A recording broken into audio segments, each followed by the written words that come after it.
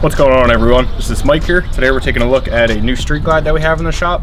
So it came in with the stock bars. I'm going to change it up. We're going with a set of the Kraus performance handlebars on it. So what that means is, we have the Kraus T-Rex pullback plate here to bring it back far enough to not interfere with the navigation or anything. The Kraus 10-inch straight risers, and then the Kraus Fly Moto bars. It's a really nice performance-oriented setup on this street glide. Definitely gives you a much more narrow, more controlled feeling of the bike, especially when cornering and more aggressive riding.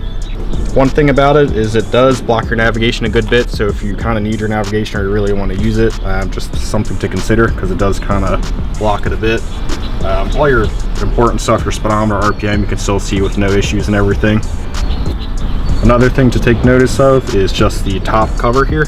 So you do either have to get rid of it, which is a lot of people do, or as you can see here, we modified it, kind of cut it into two pieces. Still keeps it clean looking, hides the triple tree and fork tube and everything. Overall, on the street glide, this is a really nice setup and one that we do recommend. It's really performance oriented, gives the bike a really nice feeling in the corners and everything. Check it out.